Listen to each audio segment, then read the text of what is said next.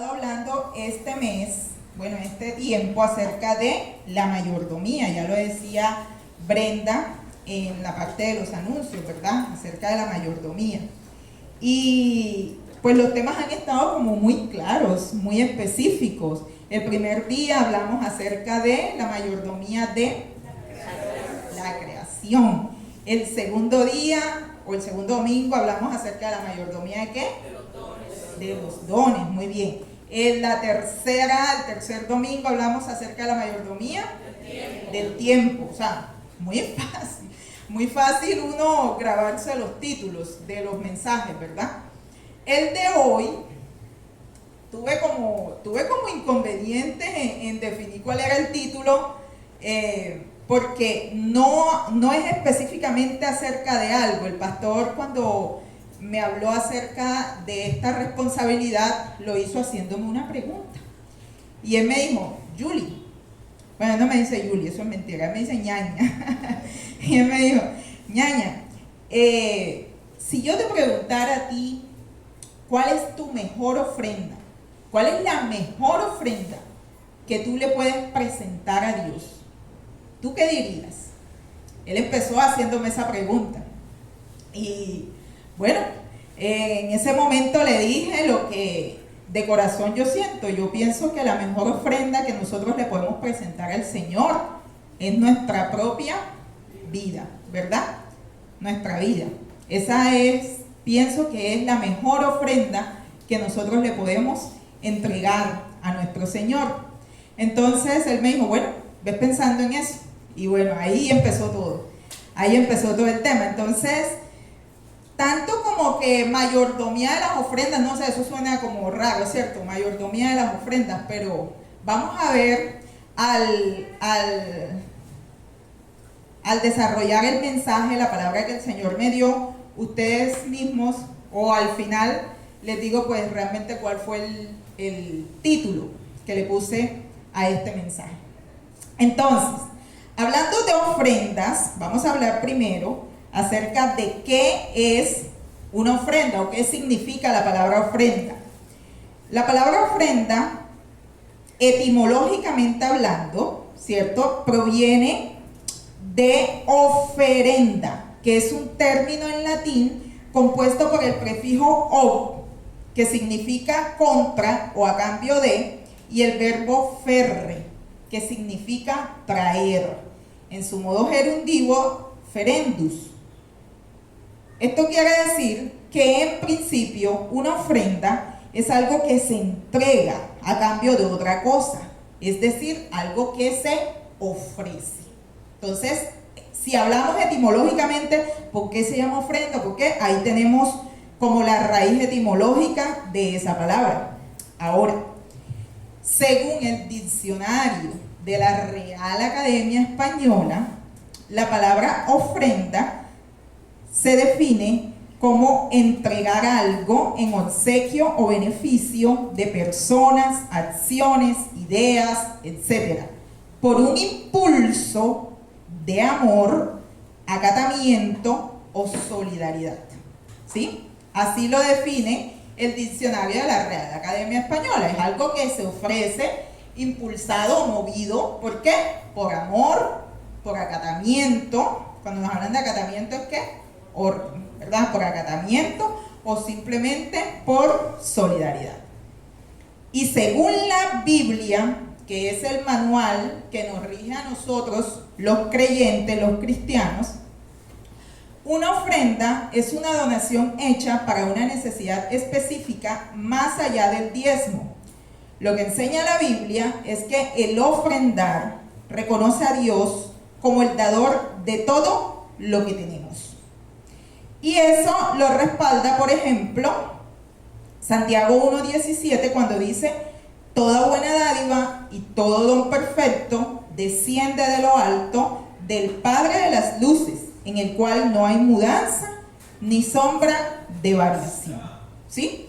Entonces, ofrenda, según la Biblia, es lo que nosotros le ofrecemos a Dios en reconocimiento de que ¿qué?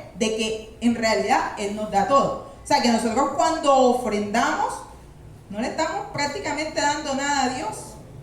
¿Le estamos qué? Devolviendo. Devolviendo de lo que ya Él nos ha dado. Para el pueblo hebreo, para los judíos, acuérdense que ellos hablaban de un término que se llama corbán. ¿Sí se acuerdan de Jesús cuando por allá en los evangelios le dice, ustedes dicen esto es corbán? ¿Se acuerdan de esa palabrita? ¿No? ¿No se acuerdan? No se acuerdan.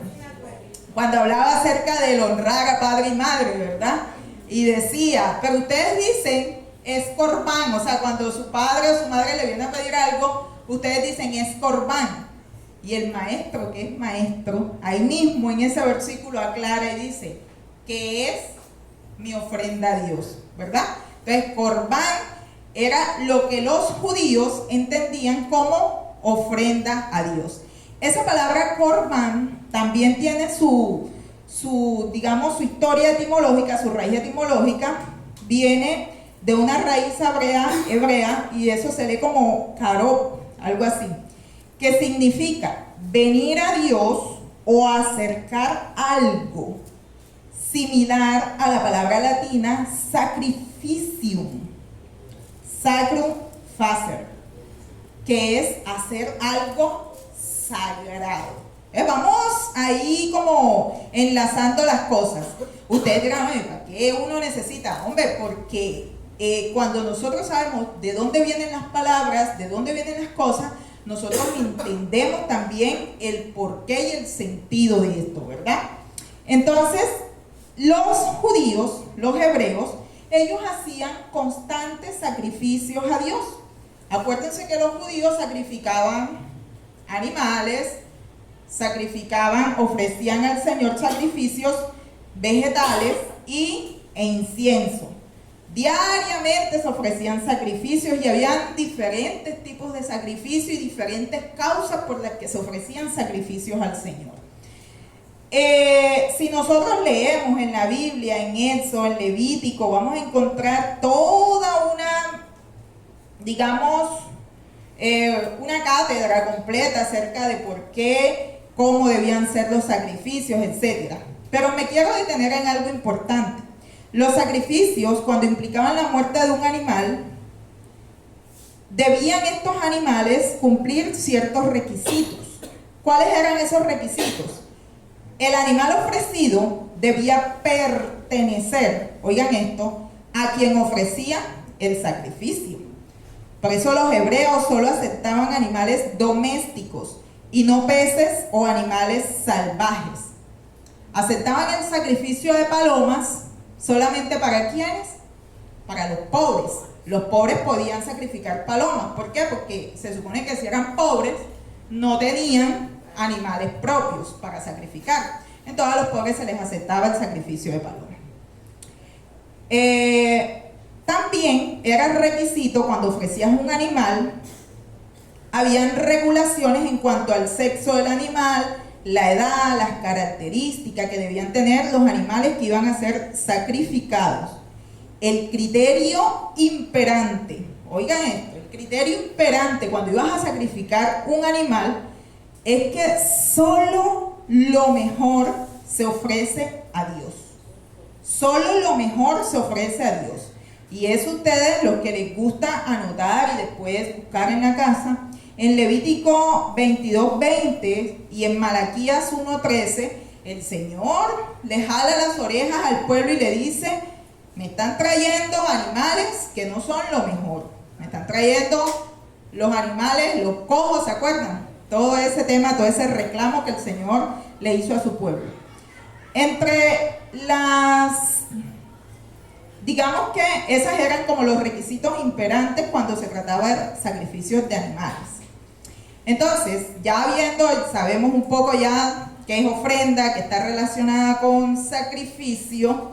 Entonces, la pregunta, ¿cuál es la mejor ofrenda que le podemos presentar a Dios? Podríamos decir, sin lugar a equivocarnos, que el valor de la ofrenda es la proporción que requiere sacrificio. El valor de la ofrenda es la proporción que requiere sacrificio. Si tú le vas a presentar algo a Dios como ofrenda, que no te cuesta nada, que no te quita ni te pone, eso no se llama ofrenda. Y el Señor no la recibe como tal. Y es una ofrenda que en realidad el Señor no le agrada. Normal. Ese billetico de 2000 que ni te acordabas que lo tenías en la cartera, ni te acordabas que lo tenías en el bolso. Cuando van a pasar la ofrenda, si no te acordabas, no lo necesitabas seguramente. Y tú piensas que estás ofrendándole al Señor con eso, pues no sé si esto suena duro, pero eso no implicó ningún sacrificio para ti. Por lo tanto, no puedes llamarlo una ofrenda al Señor. Listo. Y voy a mencionar rápidamente varios ejemplos de ofrendas presentadas por algunos personajes bíblicos que respaldan esta afirmación. Pero antes quiero aclararles, por si acaso les sonó duro lo que les acabo de decir, y no es la intención de que suene duro, que Dios no nos pide nada, absolutamente nada, que Él no nos haya dado primero. ¿Sí? Entonces ahí empezamos con ese principio. ¿Por qué Dios nos tiene que pedir cosas que nos cuesten? Pues porque ya Él te las dio. ¿Sí? Empecemos por ahí, ya Él te las dio. Entonces Él no te está pidiendo nada que esté fuera de tu alcance. Ya en realidad Dios te lo dio. ¿Sí? Eso es lo primero que quiero que sepas. Dios no nos pide nada que ya Él no haya dado por nosotros. Y además, esto es algo que realmente nunca lo había visto, es que en materia de ofrendar, Dios empezó todo. Si yo les preguntara a ustedes en este momento, ¿cuál fue la primera ofrenda de la que habla la Biblia? ¿Qué me dicen ustedes? Sin miedo, díganlo. Jesús, ¿no? Ahí se nota que doña Rosa está en lo que está. Rosa dice eso, pero la mayoría de las personas piensan, incluso yo también pensaba, que la primera ofrenda había sido la de Caín y Abel. ¿Cierto? La ofrenda que ese par de hermanos le presentaron al Señor. Pero esa no es la primera vez que se sacrificó algo. En realidad la primera vez que se sacrificó algo, lo acaba de decir mi hermana Rosa, fue el animal que Dios tuvo que sacrificar cuando Adán y Eva pecaron y se dieron cuenta que estaban como desnudos. Dios sacrificó un animal para con la piel del animal hacerle vestidos y cubrir la vergüenza de su pecado, ¿verdad? Esa fue la primera vez y desde ahí la Biblia nos empieza a mostrar todo lo que Dios iba a entregar por nosotros los pecadores, ¿cierto? Para cubrir, para lavar nuestros pecados. Entonces fíjense que en materia de ofrendar, en materia de sacrificar, quien empezó fue ¿quién? Dios. Él fue el que empezó. Después de él, entonces viene la ofrenda de Caín y Abel, que la tenemos en Génesis 4. No la vamos a leer porque la mayoría de ustedes ya conocen la historia. Caín trajo del fruto de la tierra una ofrenda al Señor. ¿Y Abel qué trajo? El becerro, primogénito. Y además añade la escritura que era ¿qué? Gordo. Gordo, el primer becerro y gordo. Entonces, que la ofrenda de Caín era mala, pues yo no creo que Caín le haya llevado a Dios una mata podrida ni una fruta dañada. ¿Ustedes creen que Caín le llevó al Señor eso? No, él llevó del fruto de la tierra una ofrenda. ¿Cuál es la diferencia entre las dos ofrendas? ¿Por qué Dios se agradó de la de Abel y no de la de Caín?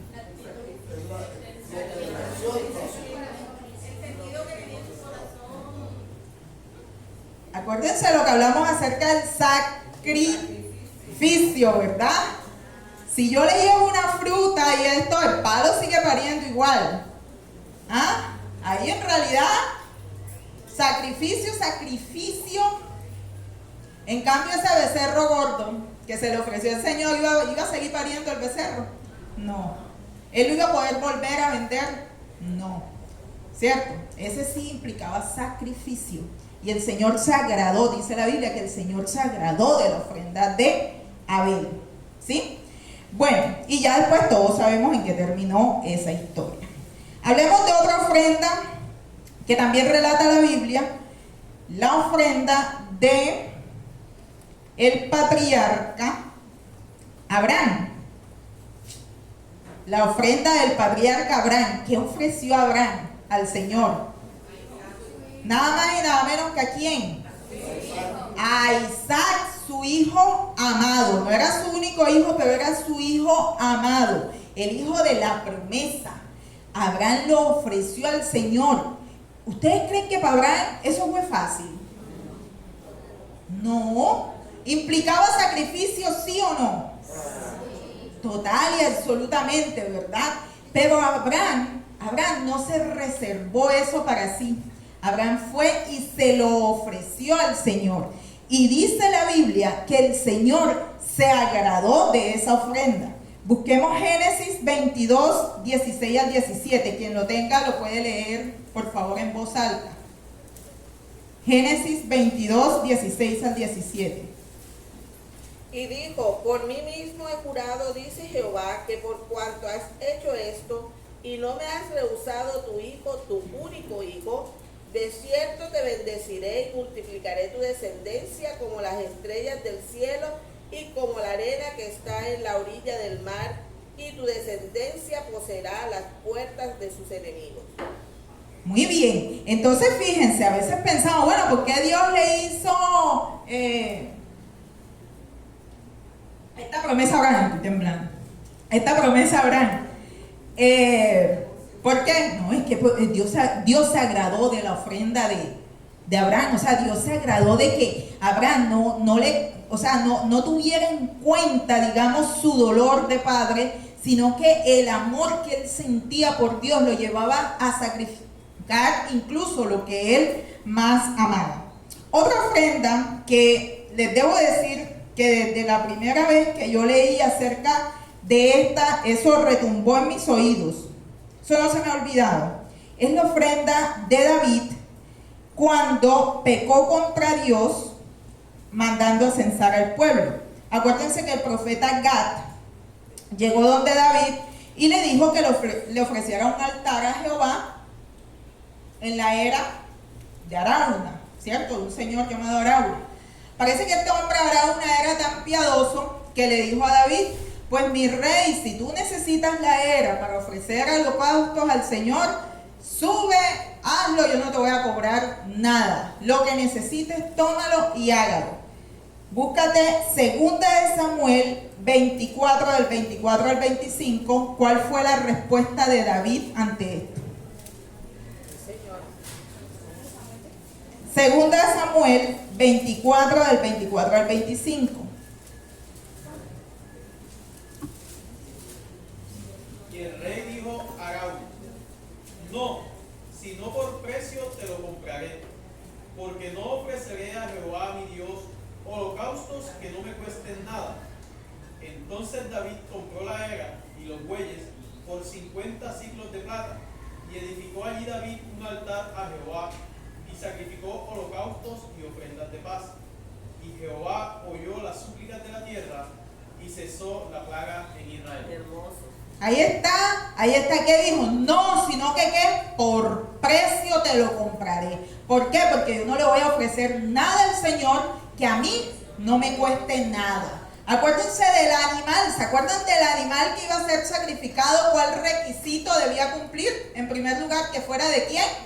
Del dueño, que fuera del dueño. No puedo irme a coger el becerro del vecino para ofrecérselo al Señor. Tiene que ser mío, tiene que ser que me cueste a mí, ¿sí? Entonces, cuando nosotros le vamos a ofrecer algo al Señor, nos debe costar, porque si no nos cuesta nada, eso no tiene ningún efecto. En realidad, eso es lo que dice la palabra del Señor. Hay otro ejemplo de ofrenda sacrificada que agrada a Dios y que fue validada por el mismo Jesús, y es la ofrenda de la viuda pobre. ¿Se acuerdan la viuda pobre?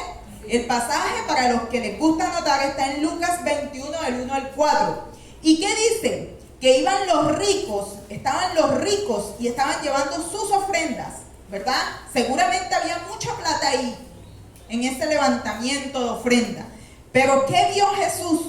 Vio una viuda pobre que entregó lo que tenía, 2 monedas. Eso era lo que ella tenía en ese momento. Y ella fue y lo entregó. Y esa ofrenda Jesús la vio. ¿Y qué le dijo? ¿Qué le dijo a los que estaban con él?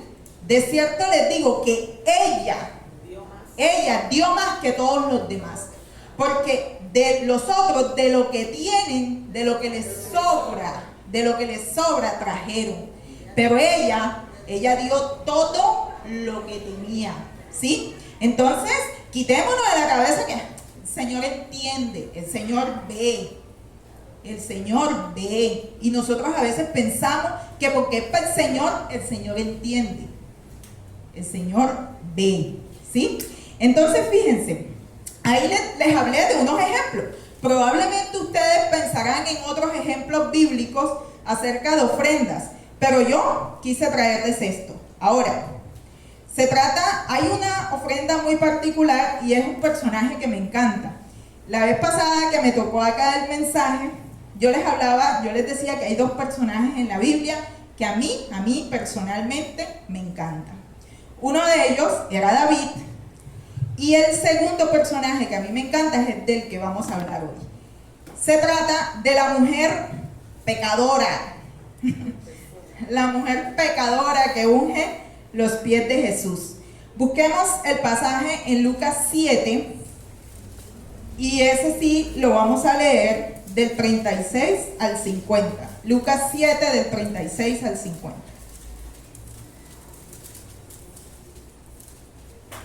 Jesús en el hogar de Simón el fariseo. Uno de los fariseos rogó a Jesús que comiese con él, y habiendo entrado en casa del fariseo, se sentó a la mesa. Entonces una mujer de la ciudad, que era pecadora, al saber que Jesús estaba a la mesa en casa del fariseo, trajo un frasco de alabastro con perfume, y estando detrás de él a sus pies, llorando, comenzó a regar con lágrimas sus pies, y los enjugaba con sus cabellos, y besaba sus pies, y los ungía con el perfume. Cuando vio esto el fariseo que le había convidado, dijo para sí: si fuera profeta, conocería quién y qué clase de mujer es la que le toca, que es pecadora. Entonces, respondiendo Jesús, le dijo: Simón, una cosa tengo que decirte. Y él le dijo: di, maestro. Un acreedor tenía 2 deudores. El uno le debía 500 denarios y el otro 50. Y no teniendo ellos con qué pagar, perdonó a ambos. Di pues, ¿cuál de ellos le amará más? Respondiendo Simón dijo: pienso que aquel a quien perdonó más.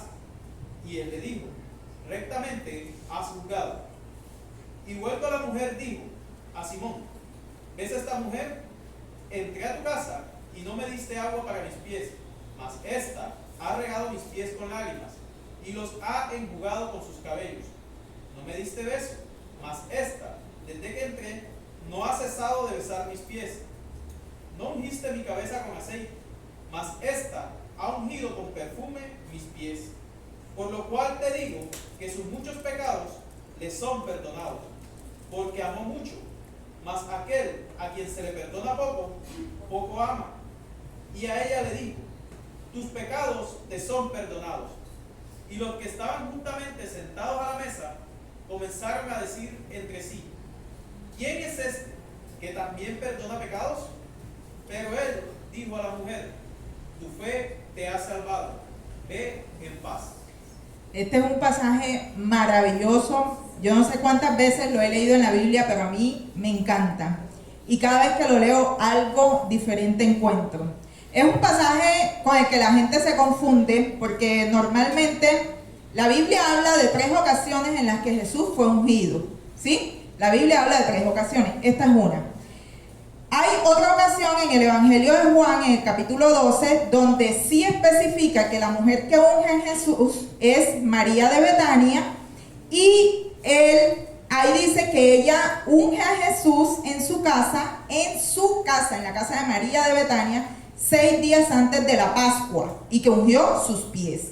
Hay otro pasaje en Marcos 14 donde habla de una mujer de Betania, no sabemos si es la misma María, en la casa de ¿quién? De Simón el leproso, 2 días antes de la Pascua, y ungió la cabeza de Jesús, no los pies, la cabeza. Y este que acabamos de leer, esto no sucedió en Betania. O sea, si uno lee la Biblia, esto está más al principio del ministerio de Jesús y ubicaba a Jesús en ese momento en Capernaum, ¿sí? Y Capernaum queda al norte, cerca de Galilea. Y Betania es una aldea que quedaba ¿dónde? Al sur, cerca de Jerusalén. Entonces por eso pensamos que no se trata de la misma mujer. Además, a esta mujer el evangelista le dice una mujer como pecadora. Y la tradición cristiana no nos dice que a María de Betania se le reconociera como una mujer pecadora, ¿verdad? Más bien se le reconocía como una chica de su casa, con sus hermanos, Entonces, si es la misma, no es la misma. Yo no creo que sea la misma. A mí me parece que no es la misma. El tema, también otros piensan que esta mujer pecadora más bien pudo tratarse de María Magdalena, lo cual tiene más sentido, porque María Magdalena sí se puede ubicar por acá arriba, cerca de Capernaum, ¿verdad? Entonces tiene más sentido. Aunque de María Magdalena se dice que el Señor, ¿qué fue lo que hizo por ella? Le sacó 7 demonios. Pero bueno, no sabemos si es la misma pecadora. Esta mujer es un ejemplo de vida rendida a Cristo. A ella no le importó llegar a una cena donde no la habían invitado, con tal de estar a los pies de su maestro. Por amor a Jesús, esta mujer menospreció lo propio, la vergüenza. ¿Le suena esa frase? ¿Alguien menospreció lo propio por nosotros? Jesús. Ella también menospreció lo propio, la vergüenza de presentarse ante ese público como una adoradora de Jesús. Es que ella tenía claro que la presencia de Cristo no puede pasar por alto en tu vida. Algo que me impacta de esta mujer, y es algo que de verdad me impacta, es que realmente es más fácil adorar a Dios, es más fácil rendir tu vida a Cristo y adorarlo públicamente, lejos de las personas que te han visto caer y pecar. Eso es mucho más fácil. Pero hacerlo delante del público que te ha visto caer, que te ha visto en tus peores momentos, eso realmente se requiere un acto de entrega, de adoración, de sinceridad. Y esta mujer lo hizo así. Ella estaba ante ese público que sabían cuáles eran los pecados de ella. Y ella no le importó eso. Ella no le importó esa vergüenza. Y ahí se rindió a adorar a su Señor. Y fíjense, por este acto de adoración, este fariseo no la juzgó tanto a ella. ¿A quién juzgó? A Jesús. ¿Qué dijo? Si este de verdad fuera profeta, sabría qué clase de mujer es la que lo está tocando. Él no lo dijo, él no lo verbalizó, él no lo expresó públicamente. Dice la Biblia que lo dijo ¿para dónde? Para sí, o sea, lo pensó. Muchas veces, de pronto aquí, yo creo que aquí no, porque aquí está el Espíritu Santo. Pero de pronto estás pensando, o en algún momento, o en otra oportunidad, tú estás pensando, ¿y este quién es? ¿Y esta quién es? ¿Por qué tiene que hablar así? ¿Por qué me va a venir a hablar a mí así? Si yo la conozco, si yo lo conozco. El Señor escucha nuestros pensamientos. El Señor sabe lo que estamos pensando. Y a mí me agrada la manera magistral como el Señor Jesús confrontó a este fariseo. Lo confrontó con su condición y con su actitud. En primer lugar le puso el ejemplo de los 2 deudores. Y le dijo, mira, ¿sabes qué? Te voy a decir una cosa. Jesús era tremendo. Le dijo, te voy a decir una cosa, querido. Habían 2 hombres que tenían deuda, ¿verdad? Uno debía 50 y el otro debía ¿cuántos? 500, dice, ¿cierto? Y dice que como ninguno de los 2 podía pagar, al que le debían decidió que perdonarles la deuda. Y él le dice, ¿cierto? ¿Cuál amo más y tal? Pero a mí lo que me agrada es que Jesús lo confronte con su condición, porque en realidad esa es la condición de todos. Todos somos deudores. Debamos más, creemos nosotros que debemos más o que debemos menos. Al fin y al cabo, todos estamos en el librito de los que deben, ¿cierto? De las deudas, todos estamos ahí escritos. Si tu nombre no está escrito en ese libro, puedes juzgar, pero si está escrito, así debas poquito, debes, eres un deudor. Y lo interesante es que aunque debas poquito, no lo puedes pagar, no lo puedes pagar. Entonces el Señor lo confrontó y le dijo, esa es tu condición, no lo debes, no puedes, tú también debes, ¿sí? Espectacular eso del Señor, ¿verdad? Cómo nos confronta. Y lo segundo es que Él dice, creemos que, nosotros siempre pensamos que Dios no mira los detalles. Y lo segundo es la lista de cosas que el Señor Jesús le dice a Simón, tu actitud, le habla de su actitud. Le dice, mira, tú me invitaste a tu casa y desde que entré, ¿qué? No me lavaste los pies, ¿verdad?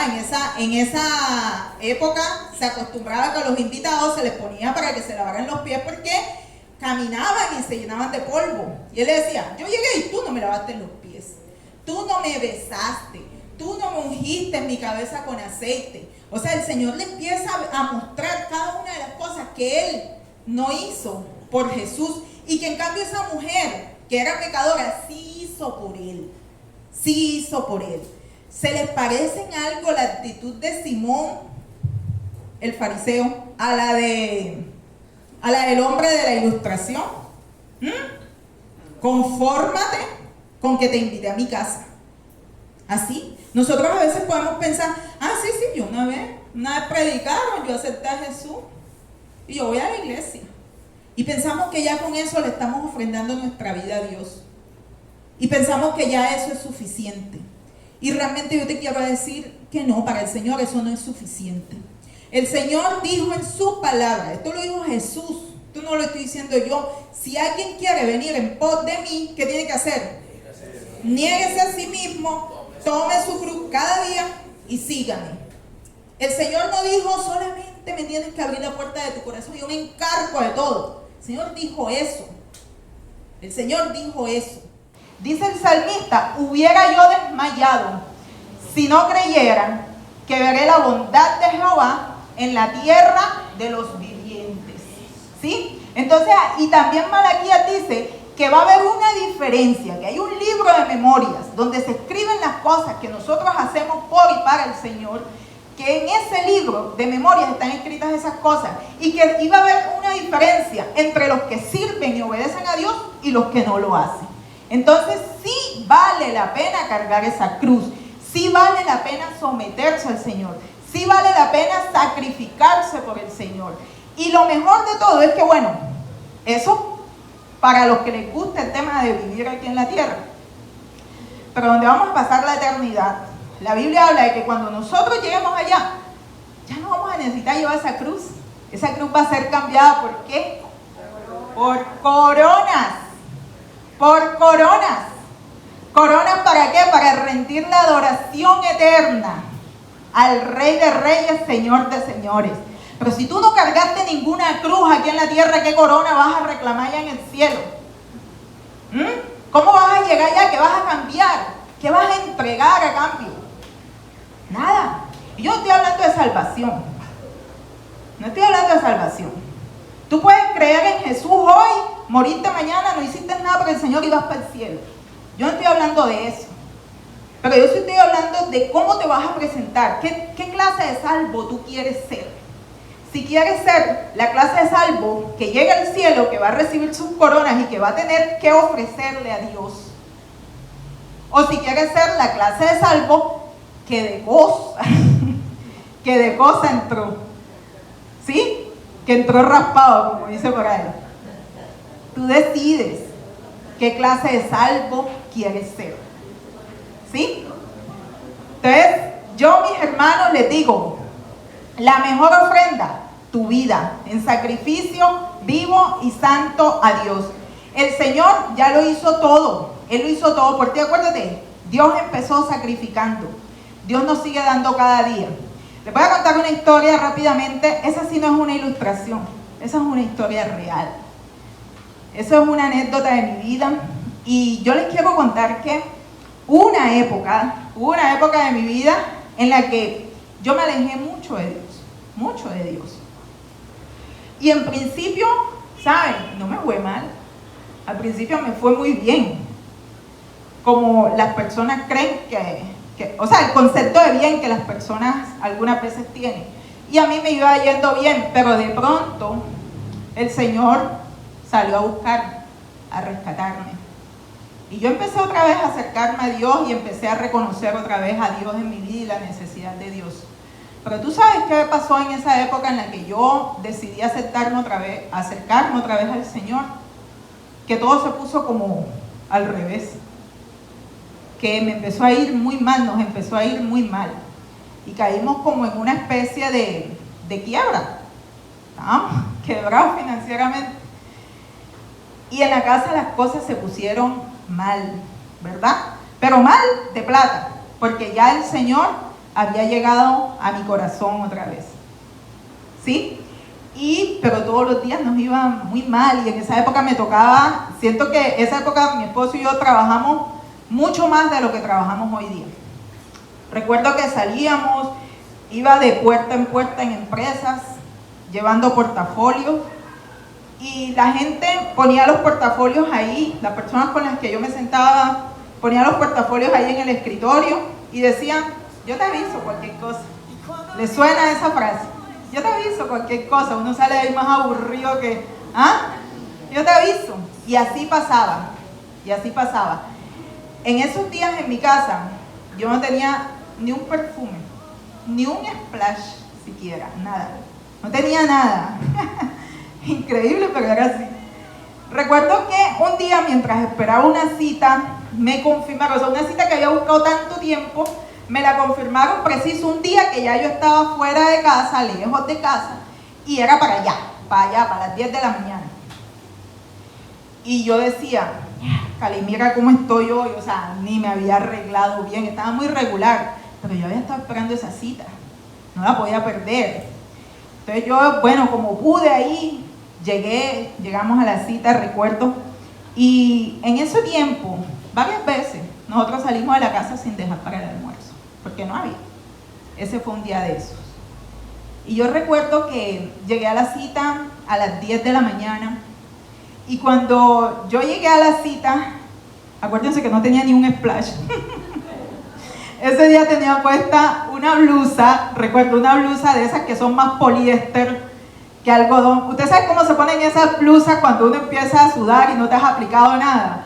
¿Cierto? Que huelen como feo. Bueno, así. Yo sentía como el olor así. Y cuando yo llegué a la cita, la mujer que me salió a recibir, era la asistente del doctor al que yo iba a visitar, esa mujer me ha saludado con ese cariño y me ha dado un beso en la mejilla. Pero yo no sé, o sea, ese beso que me dio ella en la mejilla, esa mujer olía delicioso. O sea, ella olía delicioso, tenía un perfume delicioso. Y yo dije para dentro de mí, o sea, yo pensé así como el fariseo, yo dije: qué rico huele esta mujer y qué feo huelo yo. O sea, sí, me dio una cosa así. Bueno, total, yo llegué, nos sentamos y ese hombre empieza a hablar y hablar. Les digo que la cita era a las 10 de la mañana. No había dejado para el almuerzo en mi casa. Y yo nada más sentía, era que el hombre hablaba y no se callaba y no decía nada, y al final no concretó nada. Salí de ahí, salimos a las 12 del día, corriendo a buscar a las niñas al colegio. Y vean, yo les voy a ser sincera, cuando yo me subí en el carro, que iba de camino a la casa, decepcionada porque no había salido nada, había perdido mi tiempo literal, yo nada más lloraba. O sea, por todo el camino yo lloraba pensando: ¿qué le voy a dar almuerzo? ¿Qué le vamos a dar almuerzo a las pelas? No hay almuerzo. O sea, yo lloraba, pero no me quejaba, no era un llanto de queja ni de... Yo en el fondo yo sentía como que eso me estaba pasando por algo. Pero yo lloraba porque me dolía. Yo no sé cuántos aquí les ha pasado que no tengan en su casa algún día para comer, para darle a sus hijos. Pero eso realmente para uno padre es una situación muy dolorosa, ¿verdad? Y por esos días, eso pasó en el mes de noviembre del año 2019. A principios de noviembre yo me encontré con una gran amiga, mi gran amiga del alma. Y ella me había dicho ese día oye, ya ahorita cumples, ¿qué quieres que te regale? Y yo le dije, regálame un perfume. Y ella me dijo, ¿por qué no tenía perfume? Y ella me dijo, ¿pero cuál perfume quieres? Porque yo eso no sé. Entonces yo le dije, la vida es bella, así como por responderle cualquier cosa, pero en realidad yo no creía ni que me lo iba a dar, sino que yo le respondí cualquier cosa. Bueno, pasó el tiempo, llegó la reunión, Yo venía llorando en mi carro, estaba llorando. Cuando llegué al colegio a recoger a las niñas, se me acercó mi amiga, no era el día de mi cumpleaños, faltaba mucho todavía para mi cumpleaños, pero se me acercó mi amiga a la puerta del carro y me dijo, me entregó una bolsita blanca, no era esta, pero era blanca, y me entregó una bolsita blanca y me dijo, coge, para que se te alegre la vida. Ella no sabía todo lo que estaba pasando. Yo le había dicho a ella que estuviera acá porque ustedes la conocen, pero este fue el perfume que ella me regaló. Todavía conservo el frasquito porque cuando ella me dio este perfume ese día, que yo había pensado qué horrible huelo y qué rico huele esta mujer, ese día, cuando yo no veía realmente que la vida era bella, yo veía que la vida era oscura, que la vida era difícil, ese día ella me regaló este perfume, ¿sí? Y yo le agradezco a mi amiga por el regalo, en realidad lo necesitaba, pero yo en ese momento yo no sentí que ese regalo venía de ella, yo sentí que ella fue un canal que Dios utilizó, yo sentí que Dios escuchó mis pensamientos ese día y que Dios quiso perfumar mi vida ese día, ¿sí? Dios no nos pide nada que Él ya no nos haya dado. Dios perfumó mi vida y por eso yo hoy les puedo decir, la vida es bella. Desde ese entonces han pasado muchas cosas en mi vida. No crean que todo ha sido color de rosa, pero siempre he pensado que la vida es bella cuando se la rindes a Jesús, cuando se la entregas a Jesús en sacrificio vivo y santo. Entonces, si tú en este momento reflexionas que quizás el evangelio no te está costando nada, que quizás no estás dejando nada por Cristo, no estás sacrificando nada por Él, que quizás se te hace muy fácil vivir esta vida, reflexiona. De pronto no te estás entregando completamente. De pronto no le estás sirviendo al Señor como Él espera que le sirvas. De pronto no te estás entregando como Él se entregó por ti. Reflexiona. Tu mejor ofrenda, la mejor ofrenda que tú le puedes dar a Dios es rendirle tu vida a Él. Todos los días, que tu vida se vuelva así como dice esa canción, un perfume grato, que cuando la gente se acerque a ti pueda oler el perfume a Jesús. Decíamos en la clase, la regla de oro, que no sea simplemente que no le haces mal a nadie, sino que seas de los que hace bien, de los que hacen, no de los que no hacen. Los cristianos tenemos que identificarnos. Tiene que la gente ver en mí cada día a Jesús, no a Julia empoderada, a Jesús, a Jesús. Eso es entregarle nuestra vida a Jesús. El título del mensaje es La vida es bella, cuando se la rendimos a Jesús. Pónganse de pie, hermanos.